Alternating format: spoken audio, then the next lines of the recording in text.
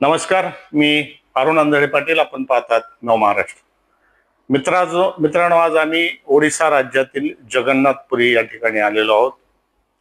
19 फेब्रुवारीला या ठिकाणी जे काही स्थानिक मंडळ आहेत, जे मराठी माणसांनी स्थापन केलेले आहेत, त्यांनी यावर्षी जगन्नाथपुरी येथे श्री छत्रपती शिवाजी महाराज यांची जयंती साजरी करण्याचं ठरवलेलं आहे. आम्ही काही आमचे अहिल्यानगर जिल्ह्यातील मित्र असे सगळे मिळून या ठिकाणी या शिवजयंतीसाठी या ठिकाणी आलेलो आहोत.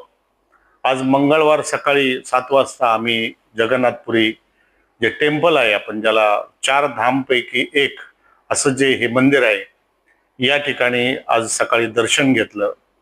आणि या ठिकाणी धुकं आपण ज्याला म्हणतो, जसं काही धुक्यात हरवलेली जगन्नाथपुरी असं दृश्य या ठिकाणी आज पाहायला मिळालं. त्या ठिकाणी जो आपण झेंडा, जो ध्वज म्हणतो, जो विरुद्ध दिशेला फडकतो, तो पाहण्याचा योग मात्र आलेला नाही. कारण एवढं धुकं या ठिकाणी आहे की मंदिर सुद्धा नीट या ठिकाणी दिसत नाही आज. तरी सुद्धा सकाळी श्री जगन्नाथ यांचं दर्शन झालं.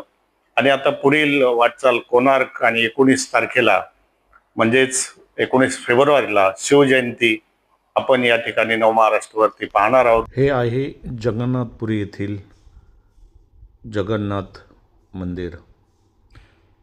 या ठिकाणी हे आपण पाहतात हे मंदिर आहे, परंतु या ठिकाणी आज धुक्याचं सावट आहे. खूप मोठ्या प्रमाणात या ठिकाणी सकाळी धुकं होतं, त्यामुळं हे मंदिर लांबून काही दिसत नाही. हे आपण मागे पाहत आहोत, धुक्यात हरवलेलं हे जगन्नाथपुरी. खूप मोठ्या प्रमाणात भाविक या ठिकाणी दर्शनासाठी येतात, परंतु आज सकाळी धुकं असल्यामुळं बाहेरून काही हे मंदिर दिसत नाही. सकाळी या ठिकाणी दर्शन झालं आणि मग जगन्नाथपुरी येथील काही अनेक जे धार्मिक स्थळं आहेत ते पाहण्याचा योग आला. हे पाहतात आपण, हे जे मंदिर आहे याचा कळस, याच्यावर झेंडा जो असतो मित्रांनो, तो वारं ज्या ठिकाणी ज्या दिशेने वारं वाहत असतं त्याच्या विरुद्ध दिशेला हा झेंडा फडकत असतो. 4 धामपैकी एक हे असं जगन्नाथपुरीचं तीर्थक्षेत्र. खूप मोठ्या प्रमाणात सकाळपासूनच या ठिकाणी रांगा लागतात. या ठिकाणी आम्ही ज्या ठिकाणी राहतो आहोत त्या हॉटेल, आणि आपण ही बैलगाडी पाहतात. चाकं खूप मोठी असतात, बैलांना व्यसन देखील नसते.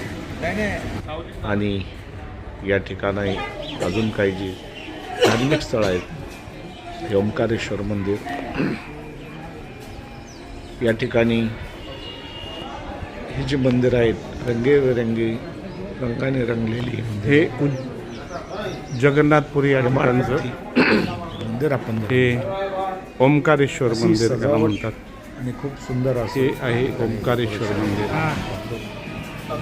या मंदिरामध्ये चालू व्हिडिओ मूर्ती आहे. आणि या ठिकाणी देखील भाविक खूप मोठ्या प्रमाणात दर्शनासाठी येतात. हे जगन्नाथपुरी येथील मंदिर आहे. या ठिकाणी आपण भव्य अशी मूर्ती आहे. हे देखील या मंदिरातील एका ठिकाणी पण आत गेल्यानंतर एक तोंड सजग तोंड दिसते. त्या तोंडात प्रवेश केल्यानंतर या ठिकाणी एका ठिकाणी 108 शंकराच्या पिंडी आहेत. भारतात ज्या ज्या ठिकाणी शंकराची मंदिरं आहेत त्या त्या ठिकाणच्या पिंडींचं प्रतिमा या ठिकाणी ठेवण्यात आलेली आहे. जवळजवळ 108 पिंडी शंकराच्या या ठिकाणी आहेत. आणि अशा प्रकारच्या या पिंडी आपण पाहत आहोत. एकाच ठिकाणी या पिंडी एकाच ठिकाणी ठेवण्यात आलेल्या आहेत. या ओंकारेश्वर मंदिरातील ही दृश्य आपण पाहतात. या ठिकाणी या प्रतिमा आपण पाहत आहोत.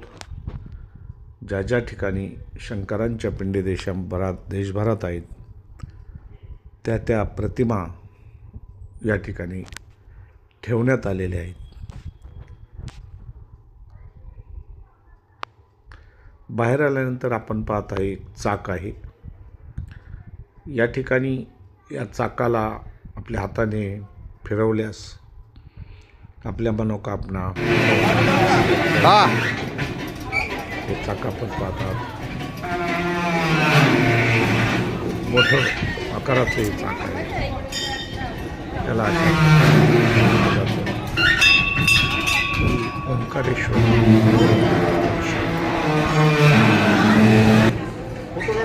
आणि या मंदिरामध्ये इतर देखील देवी देवतांची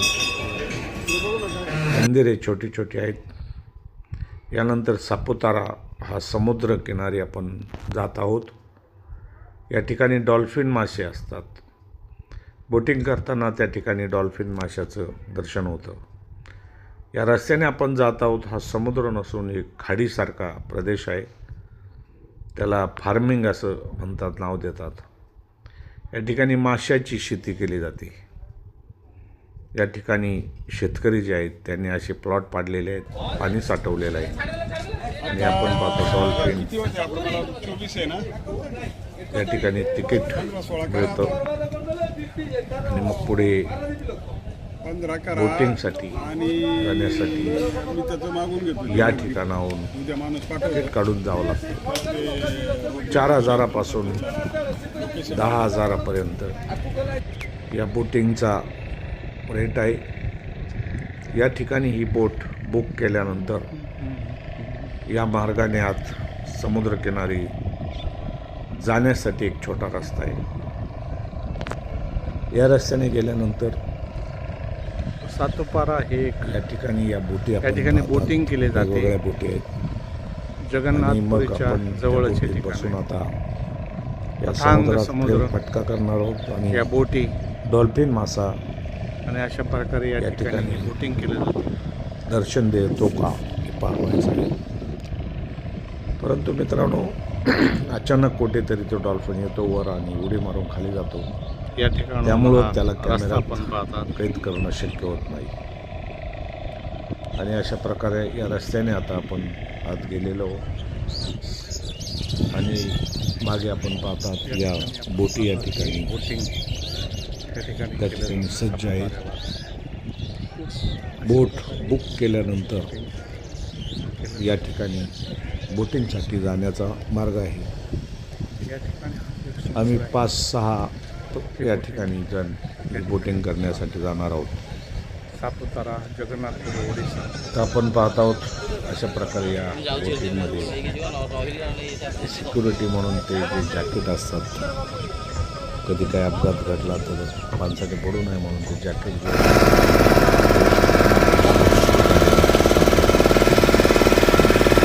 समुद्रात दूरवर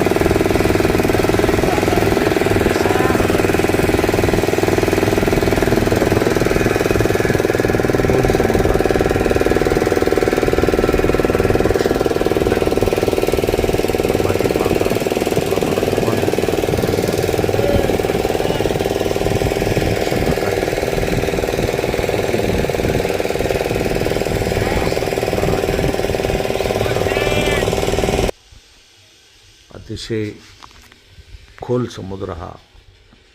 या ठिकाणी डॉल्फिन मासे आपल्याला आढळतात आणि पक्षी देखील या ठिकाणी मोठ्या प्रमाणात खाद्य मिळते का या आशेने जवळ येतात. हे कावळे आपण पाहतो, यांना काही खाद्य टाकले तर हे त्या ठिकाणी बोटीवर आलेले आपण पाहत आहोत. शिवजयंतीनिमित्त आम्ही जगन्नाथपुरी येथे आलेलो आहोत आणि त्या अगोदरची आपण पाहत आहात ही समुद्रातील संध्याकाळ. आता सूर्यास्त होण्याची वेळ झालेली आहे. आमची बोट पुन्हा समुद्राच्या किनाऱ्यावर आता येत आहे आणि मग या ठिकाणाहून पुन्हा आम्ही जगन्नाथपुरी येथे प्रस्थान